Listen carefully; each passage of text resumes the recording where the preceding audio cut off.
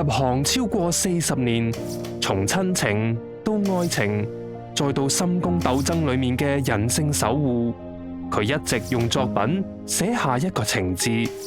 佢係香港殿堂級戲劇總監製梅小青。當年面對新加坡電視台高薪厚職嘅邀請，佢本可以遠赴他方再闖高峰，最後卻選擇留喺香港，原因依然係因為情。我都以為為咗高薪厚職，將振賢交俾阿爸阿媽湊，但係原來我唔得啊！我越望住佢，我越唔捨得啊！我想同我屋企人一齊啊！坦白講啊，小青，我都好唔捨得振賢。毀約咯，賠錢咯，錢賺得翻，真情追唔到啊！好啦好啦，得啦，等我去傾掂佢。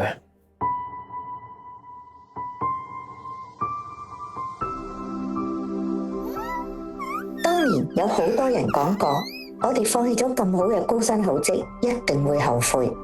我好肯定咁話俾你知，我哋冇後悔，而且我覺得係一個好正確嘅個決定。尤其是我係可以睇住我個仔一步一步嘅成長，因為我覺得100分唔係淨係要自己100分嘅，係要同埋仔啦，同埋我啲屋企人啦一齊100分先叫做100分。我好記得8歲到，佢第一次贏羽毛球，我哋手拖手，然後行落嗰條路上面，我覺得嗰個環境係我當時碰過最美嘅人生嚟嘅，因為大家嗰個心情，我可以睇住佢攞獎啦，我哋可以好似一齊溫習咁，佢100分等於我100分，出嚟嘅劇集有成績嘅話，佢又為我開心，我覺得呢一個係我人生一個好正確嘅選擇，一啲都冇後悔。最緊要係我哋一家人喺埋一齊，都好多謝佢，佢一力承擔去做呢樣嘢，佢話好，等我去搞。咁呢一個令到我好安樂，亦都有一個後邊嘅好美滿嘅人生。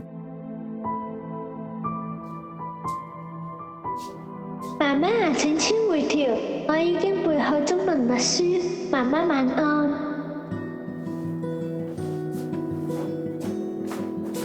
媽媽，哇，我做晒你啊！我等緊你啊！聽日急咗讀埋，我驚你夜翻，所以成副書都背晒啦。我自己練密咗，對得冇錯啦。你簽完回條就得噶啦。咁乖，做劇本唔好做咁耐。好啦，我咁夜瞓啦，好嗎？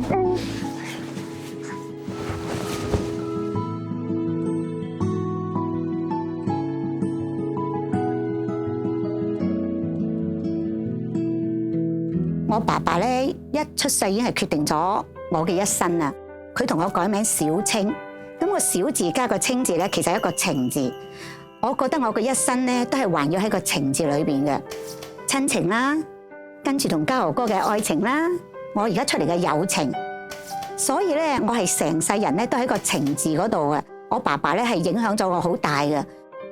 我爸爸雖然係話唔係話學識好高，同埋我哋都係一個貧苦家庭裏面長大，但係我哋成長係充滿一個溫情。我爸爸嘅口頭禪咧就係話幫得人就幫。咁我哋成住呢樣嘢咧，原來你幫咗人咧，自己係好開心嘅，同埋原來你喺幫人嗰個路程上面咧，你係更加有好多嘅收穫嘅。我做咗好多個爸爸系列嘅，爸爸閉翳啦，當王爸爸啦，絕世好爸。咁裏邊咧嘅生活咧都係環繞我爸爸嘅，所以我劇集裏邊咧永恆嘅民宿，任何一個好嘅爸爸咧都係叫民宿噶啦。大家都唔知道啊，梅聿文我爸爸咁嘅民宿。我自己嘅劇本啊，裏邊嘅情懷咧係來自我嘅生活嘅。咁平時咧我哋嘅觀察力咧就係睇人嘅細節啦，最接觸得多嘅就係我屋企人啊嘛。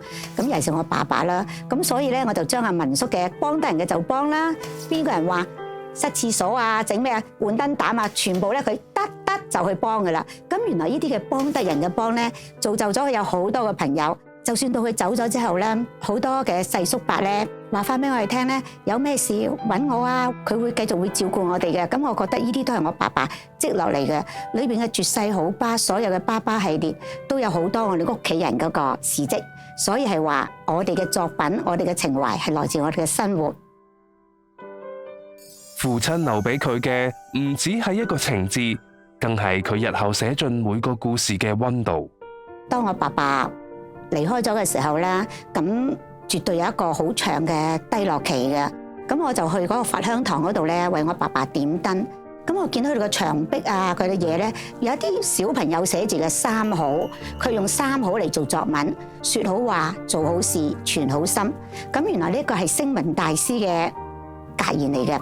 咁我就已經有咗個理念喺度。咁呢一個冥冥中就係因為去為我爸爸做一啲嘢，而俾我接觸到三好。而呢個三好咧，我嬲尾擺咗喺宮心計裏邊。宮心計係咪一定要功於心計咧？喺宮裏邊係咪一定要鬥啊？要咁多功計咧？係咪三好能唔能夠生存咧？我就將個理念擺咗落去。咁而呢一個嘅理念咧，俾我認識到更多嘅朋友。你越去幫人，越係做呢一個善念，你吸翻嚟嘅咧，都係一啲善念嘅人，真係物以類聚。呢個能量，我覺得係好大嘅。後來啦，因為我去多謝佛香堂啊嘛，多謝佛香堂嘅時候咧，就去同佢哋做咗一個講座，又俾我見識到另外一樣嘢咯，俾我見識到四級：給人歡喜，給人希望，給人信心，給人方便。三好加埋四級咧，就真係咧，我覺得個人生用呢樣嘢嚟去行咧，你一定係會俾人開心，屢試不爽，係真嘅。對梅小青嚟講，精益求精係對觀眾同作品最起碼嘅尊重。我每一日翻工咧，第一件事咧就睇翻導演們昨日拍嘅片，咁然後睇有咩改進啊，或者大家商量做得更好啦咁樣啦。我記得係落實嗰個7步成詩，咁嗰個特別緊張，期望更大。翻去咧，銀包都未擺低咧，就睇片。一睇嘅時候，咦，我哋可以做得更加好嘅喎，咁樣。咁我就喺度諗啦，阿少芬嘅眼淚咧，要一滴慢慢咁流落嚟，仲要笑喎。因為曹植咧係一見到佢笑咧，佢就會啲詩情就會嚟噶啦。咁但係喺嗰個情景裏邊，又要流淚又要笑，係好難做得到嘅。嗰陣時候咧，我哋係眼就擦景嘅，夜晚拍到好深夜啊嘛。如果今日呢個景唔擦，我重拍嘅話咧，我後面影響係一連串嘅，係好大嘅。喺個房度咧，喺度行點咧，做唔做咧？最後我決定，我唔可以有遺憾，我自己就再落去啦。因為我知道係我要點樣改動啊嘛，咁就去拍啦。咁啲演員好投入，燈光係自發性地咧，除咗隻鞋啊，然係搬啲燈啊，唔想影響佢哋嘅情緒。嗰個氣氛我好難忘啊，係望到咦，呢個靜靜雞移下部機，呢個係亦靜靜雞要做下呢樣嘢。呢個演員又好集中去做好嗰件事。阿馬仔啊、馬俊偉啊，同埋阿陳豪、阿毛，即係大家嘅情緒一集合到咧，嗰場戲咧，大家好享受，係好難做到。但我相信少芬可以做到呢一個表情、呢一個情景，同埋當時拍攝嘅情況，到後邊留落嚟嘅話，我覺得我嘅重拍決定冇錯，不過辛苦咗大家。縱有困難，正因為堅持與團結，劇集成為咗經典中嘅經典。每做一個劇咧，我就要做好多嘅資料搜集嘅。咁嗰陣時睇咗好多嘅資料，哇！唐朝嘅人咧好靚啊，啲裝飾啊咁。咁當然要加入自己個意思喺度啦。咁所以做嗰個劇嗰陣時候咧，無論我哋嘅造型啊、服裝裏邊咧，都加咗好多功夫嘅。嗰陣時因為要做三好，我好想將呢個理念去做好。咁我要求可唔可以隻 budget大啲啊？咁翻嚟嘅答覆就係得咁多。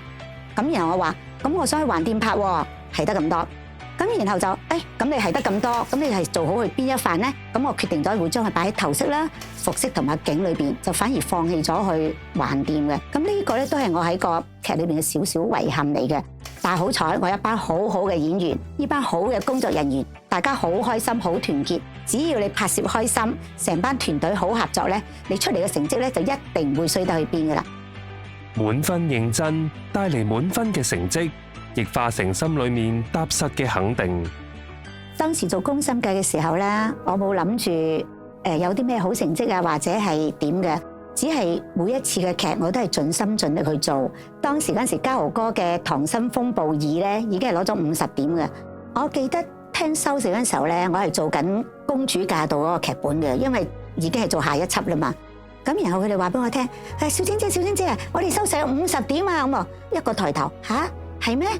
我又冇我預期咁開心喎。我真係諗下，點解唔51點嘅？如果51點，我咪破咗佢咯。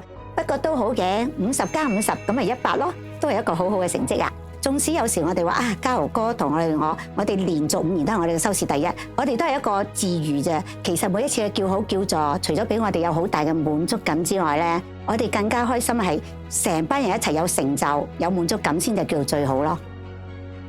當年為家庭留低，人生走咗一圈，同樣係因為仔仔俾咗佢再出發嘅勇氣。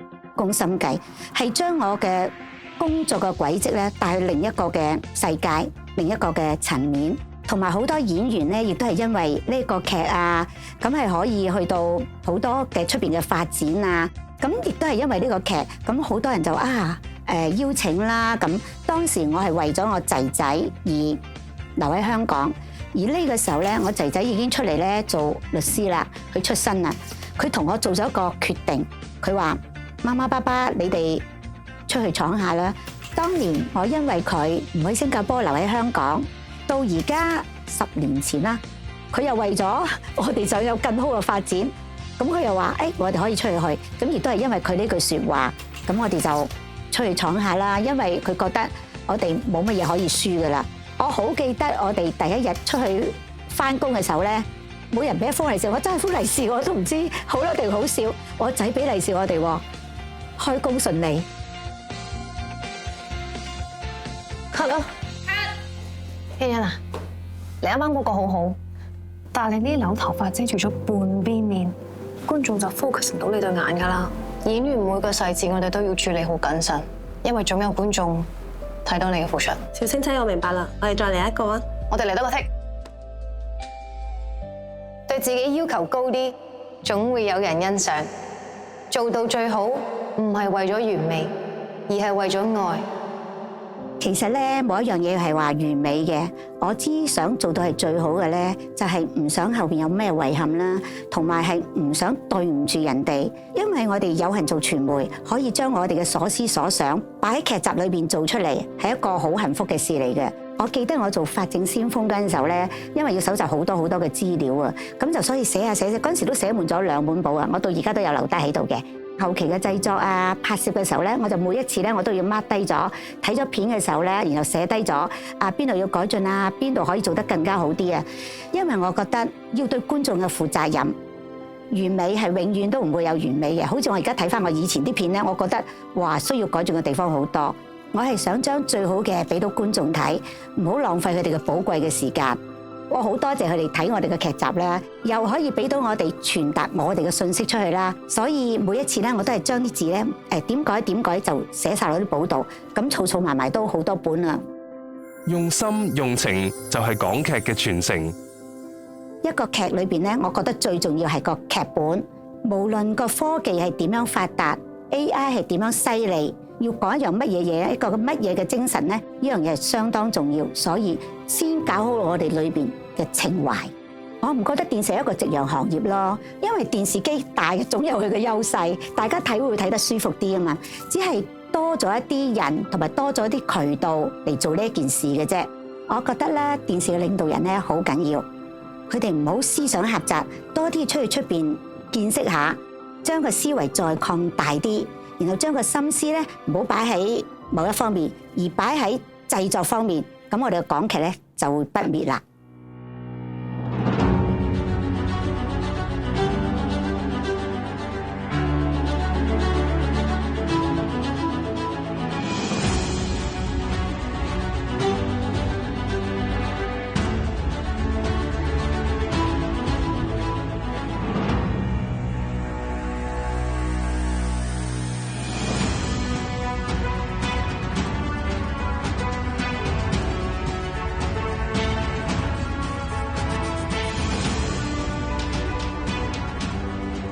夏至日照極長，盛極見真。